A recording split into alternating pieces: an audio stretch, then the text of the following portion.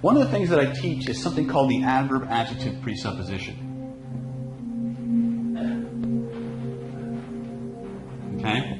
Now, in traditional academic English, we are generally taught that if we were going to say, for example, the dog that was, ready for this? Blue. Now, fast rewind real quick. When I said the dog, how many people saw a dog in your head? Right? Before I said the color, how many had a blue one? Right? What happens is your conscious mind pays attention to the words. Your unconscious mind pays attention to the structure. And the moment it hears something like the word dog, it starts accessing every file in your system connected to the word dog, and it spits up a picture based on that association. What I did here was I gave you a poorly, it was not poorly, actually this is how most of us are taught to write. This is the structure of all born communication, by the way. The descriptor, the thing that describes the dog, is after the thing it describes. Okay?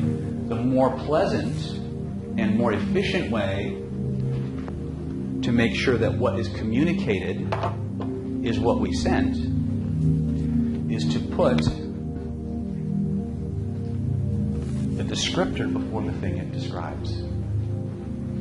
Right? Now, I used this to show you how your unconscious mind takes a little piece of information and it starts to run with it.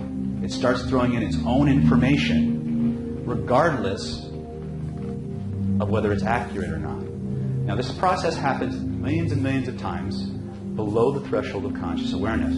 When you repeatedly get hit with this kind of structure in your language, you start to get tired.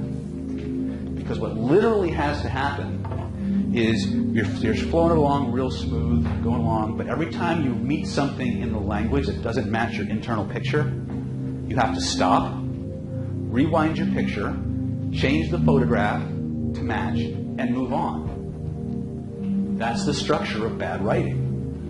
When I say bad writing, I'm not talking about technical writing. I'm talking about boring writing, stuff that's not fun to read. Technical manuals are written like this.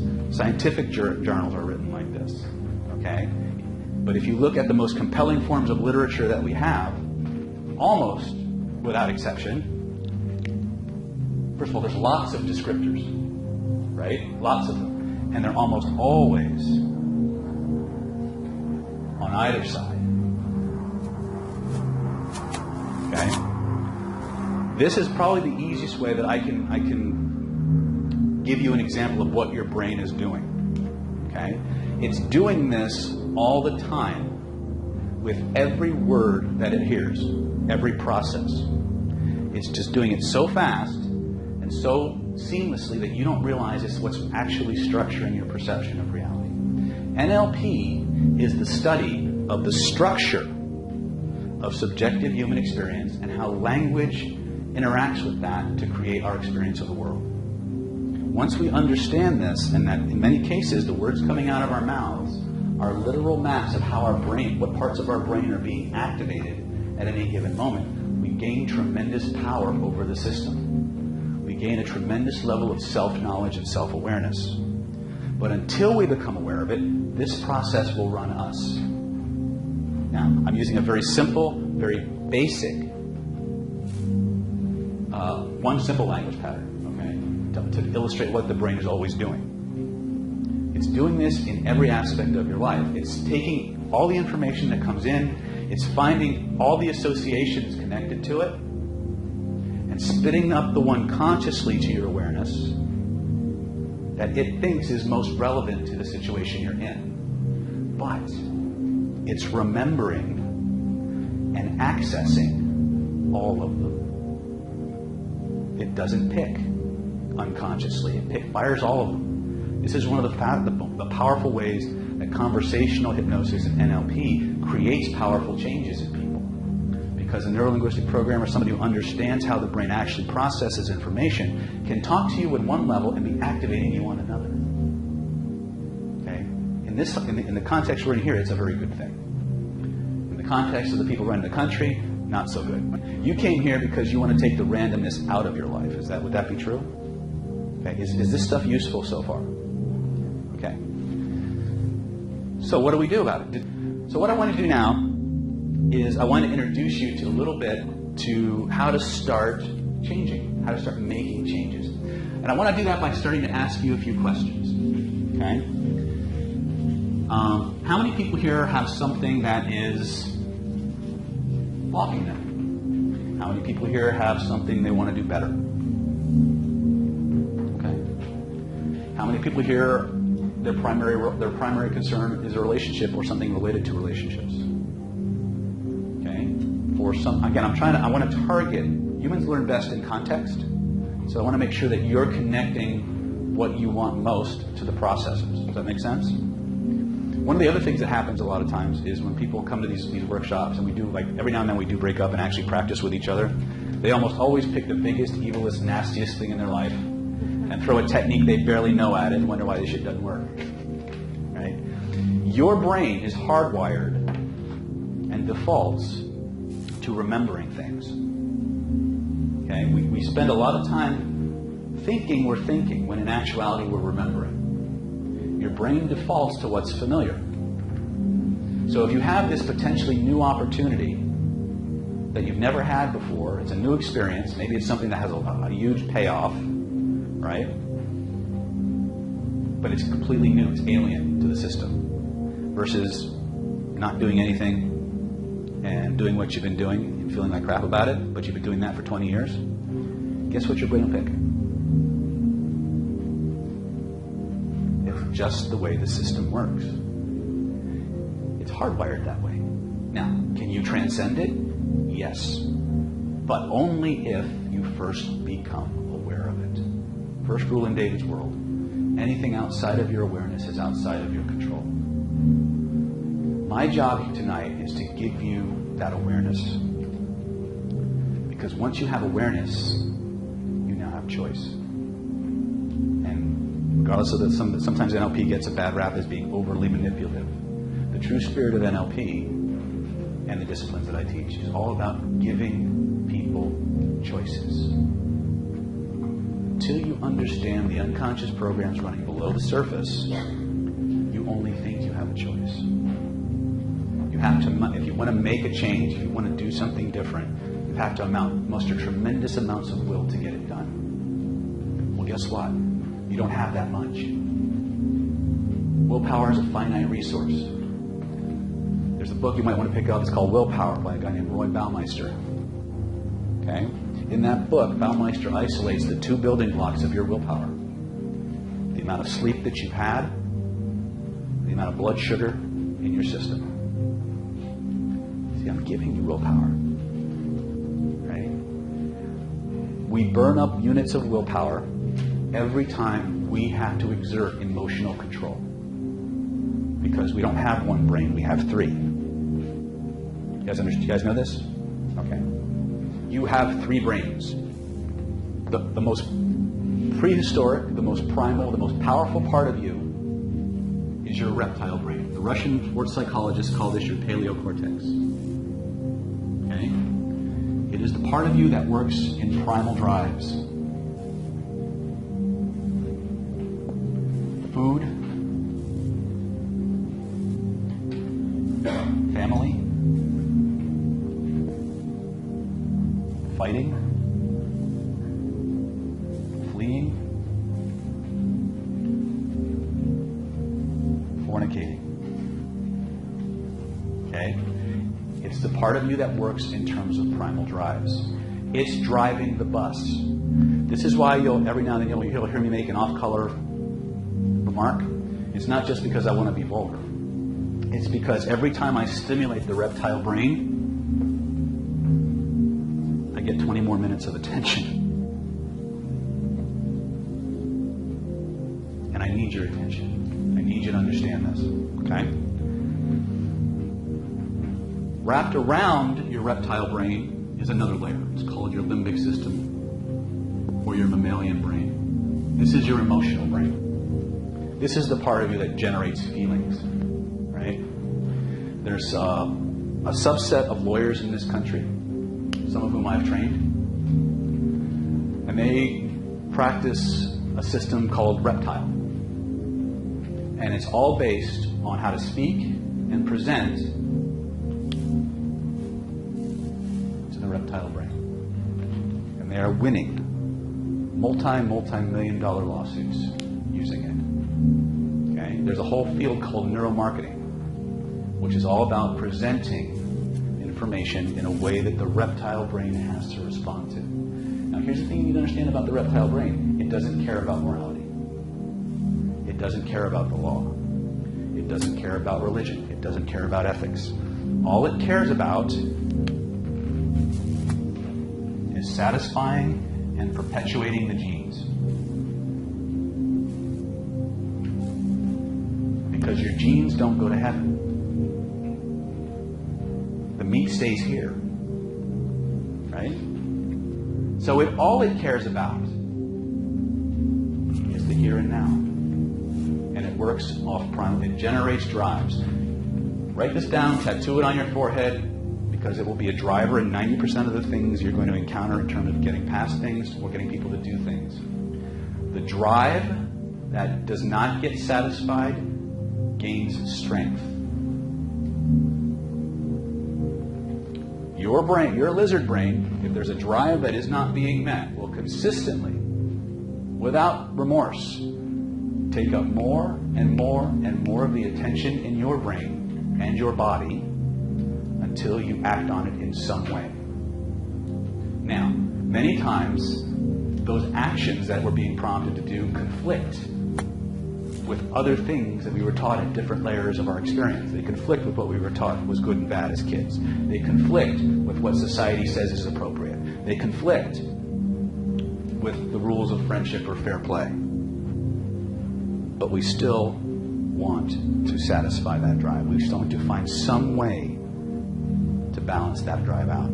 So what happens is the reptile brain generates an emotion. That emotion causes you to take action. Every drive in the body is a feeling, and all feelings are emotion, or all emotions are feelings, but not all feelings are emotions. So what do? We have another layer of our brain that came along later. It's the problem-solving part of our brain. It's called the neocortex, aka the rational, lying brain. This is the part of you that is in charge of generating a reason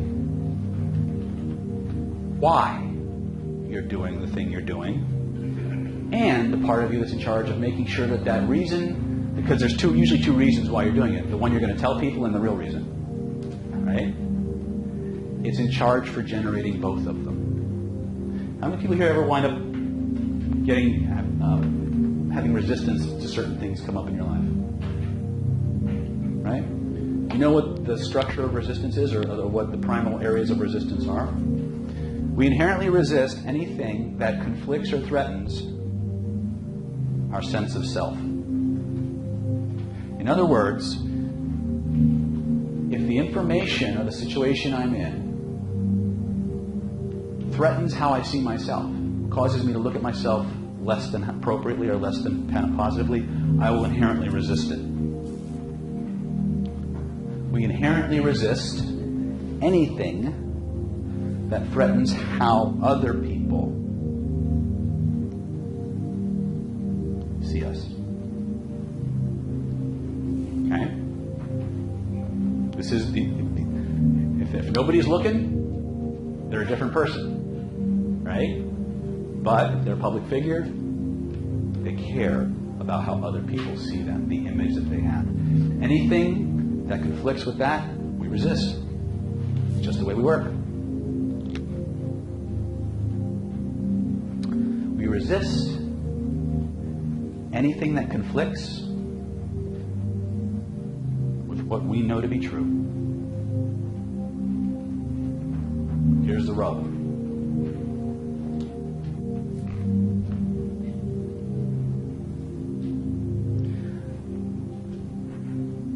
For most of us, what's true is what's familiar.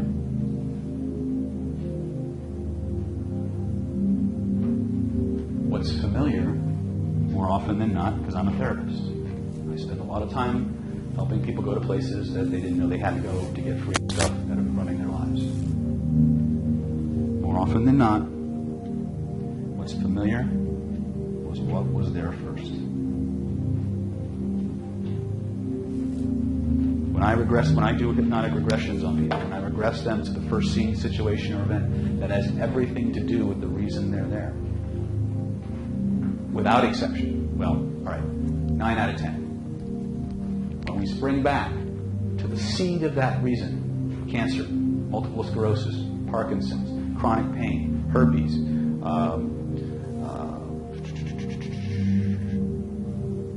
I've got neuropathy, any chronic disease, almost without exception, 0 to 5 years old.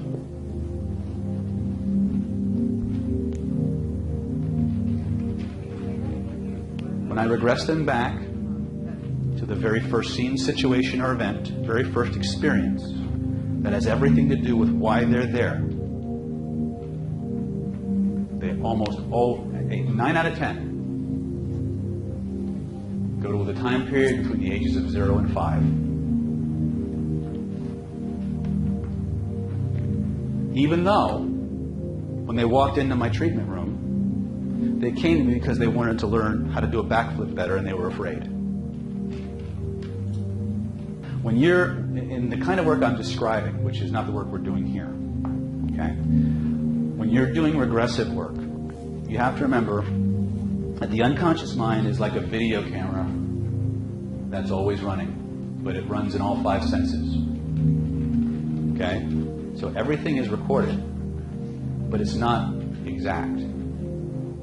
Okay? Information is deleted, distorted, and generalized. Now, here's where it gets cool. When you come into this world, you have no idea of what's right or wrong. You don't know good and evil. You only know feels good, feels bad. It's familiar, it's unfamiliar. I feel safe, I feel threatened. That's all you know. You have this huge blank hard drive. Okay? And whatever experience you have becomes like a little hook. You have no sense of self. You have no sense of identity. It does not exist.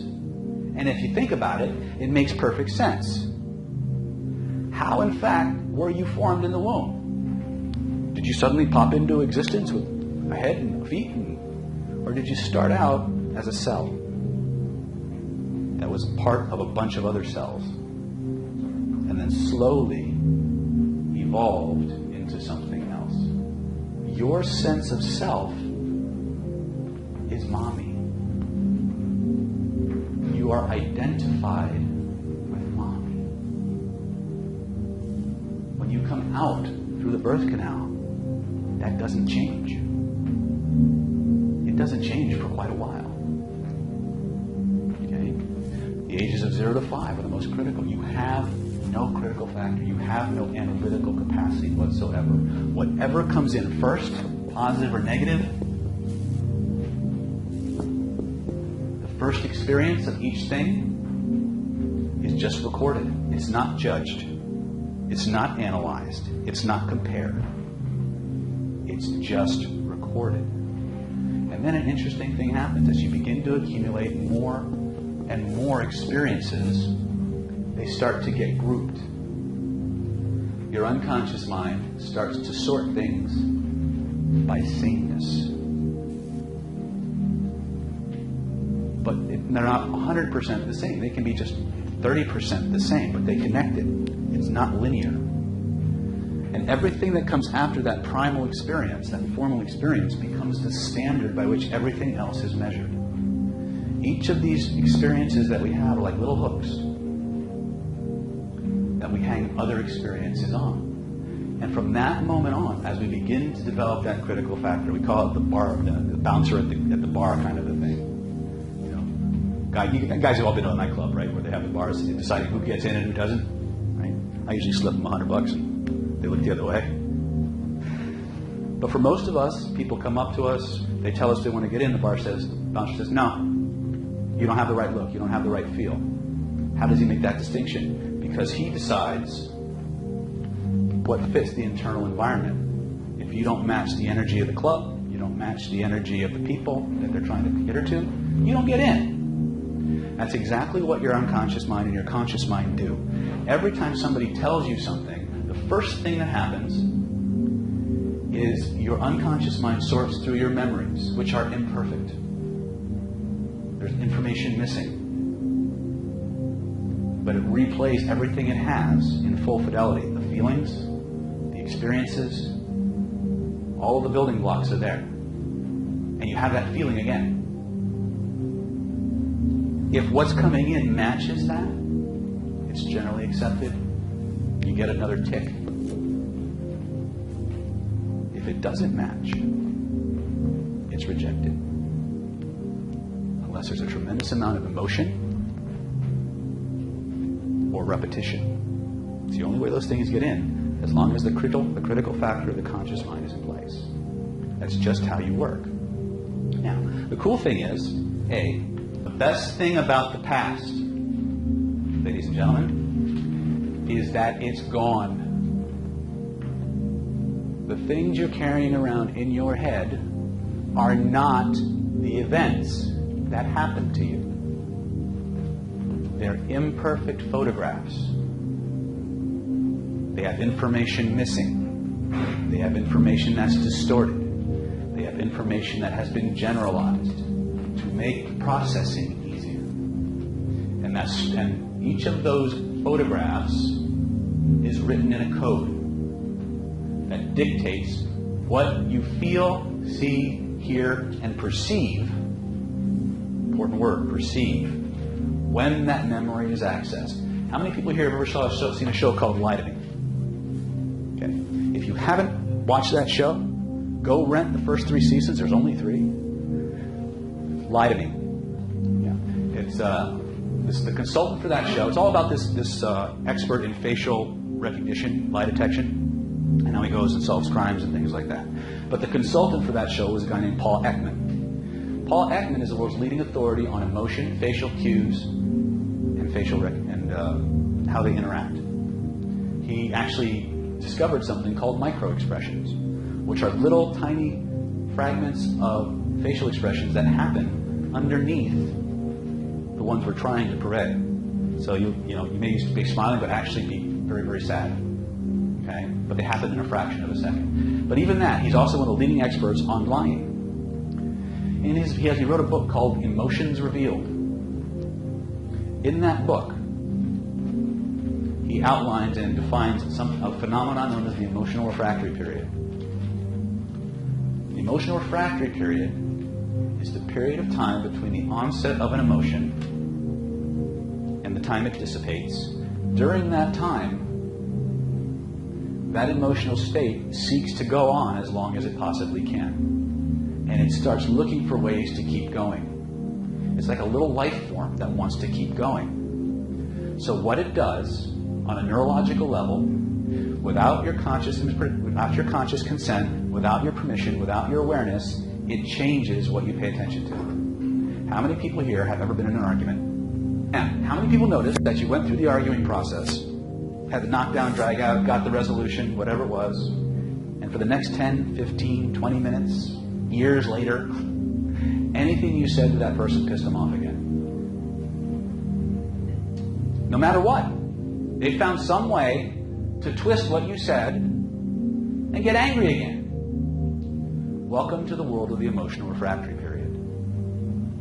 Anytime you go into an emotional state, your perceptions change. What you consciously pay attention to changes, and you only pay attention to the data or the aspects of the environment, context, or experience that re-trigger or reinforce the state. You You don't get a 2-minute warning that you're about to get pissed off. The unconscious mind does not signal you're about to have an emotional shift. You just go into it, right? And once you're in that state tries to maintain itself as long as possible. How many people ever bought a new car? Okay, excellent. How many people here really researched the car before they bought it? Cool. How many people here had this experience? You go to the lot, you haggle over the car, make sure it's the right color. You pay for the car, you're driving home, going, yeah. And every motherfucker bought the same car on the same day. Everywhere you look, you see the same car. How did that happen? Same thing. You went into a specific state that was highly polarized to sorting for a specific kind of information. Your perceptual filters shifted, and everywhere you went, that's what your unconscious mind pulled into your awareness. This is the same structure that's underlying law of attraction. It's what's running below the surface in your body, the feelings that are being generated, that are changing your perceptions and systematically drawing certain kinds of experiences into your life and removing the awareness of other types. See, everything we could ever want is already here. It's just filtered. That's all it is. It's just filters of our awareness. Everything human beings do is a process, and every process has a structure. And if it has a structure, it has a code. If it has a code, it can be changed. The secret is being aware enough to understand that process is going on and having the flexibility enough to change what you're doing to match the person in front of you, to step into their map of the world. Does that make sense? That's the core of what NLP is about, is understanding how are these maps created. Hey, first of all, understanding that the map is not the experience. The best thing about the past is that it's gone. All you have left is an imperfect, poorly written memory based on the emotions you were feeling and the information you had at the time that your nervous system randomly put in a filing cabinet somewhere.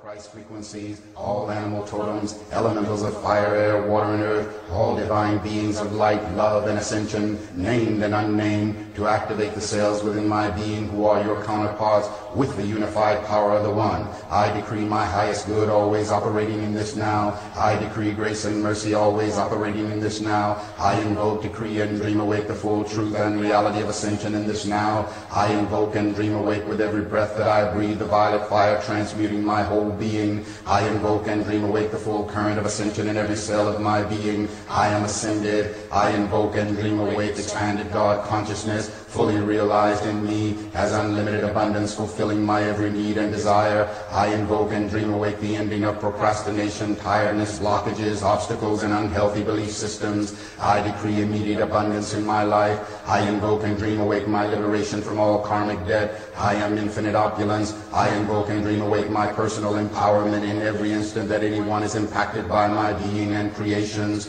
I invoke and dream awake the infinite empowerment of my sexual, spiritual, mental, emotional, physical, and financial relationship with life. I invoke and dream awake sacred sexuality, erotic innocence, and always express the sacredness of sexual force for pleasure, creativity, and healing. I invoke and dream awake world universal healing from all sexual woundedness and shame. I invoke and dream awake worldwide release of all manipulating forces and beings who would control humanity past, present, and future. I invoke the angels and ascended masters to realign and heal all misused energy, to include the full restructuring of our DNA. I invoke and dream awake the transmutation of all negative and judgmental projections. I invoke and dream awake my constant ability to be centered and balanced in my psychic perceptions and empathic nature. All overwhelming psychic energies are released by me automatically, easily, effortlessly. I am empowered by everything. I invoke and dream awake my lucid dreaming each night I sleep and total remembering when I awake. I invoke and dream awake my infinite harmony with God, Goddess I am. I invoke and dream awake the full expression of my miraculous healing power. My life is a continuous stream of miracles. I invoke and dream awake my infinite ability and willingness to receive all life's blessings. I invoke and dream awake a constant attitude of gratitude for my whole life, all my accomplishments and blessings, including the same for the universe at large. I invoke and dream awake the full blessings of God, Goddess, the ascended masters, angels, guides, and beings of light to bless this earth. I invoke and dream awake all my decrees, invocations, and prayers I have released to the universe and open myself to God's response, support, and love in my highest good. I invoke and dream awake the release of all past, present, and future lifetimes of decrees and vows which would bind me to limitation, lack, density, and anything not of ascension in this now. I invoke and dream awake the full reclaiming of my eternal self as powerful, loving, and fully aligned in abundant God consciousness. I invoke and dream awake the total dissolving of all manipulating forces which would bind this earth plane in fear. I invoke and dream awake the influence of the ascended master realm and angels to intercede and raise the vibrations higher to bring darkness into the light, raising the frequency of love and God consciousness on planet Earth in this now. I invoke and dream awake the ascension of planet Earth in this now.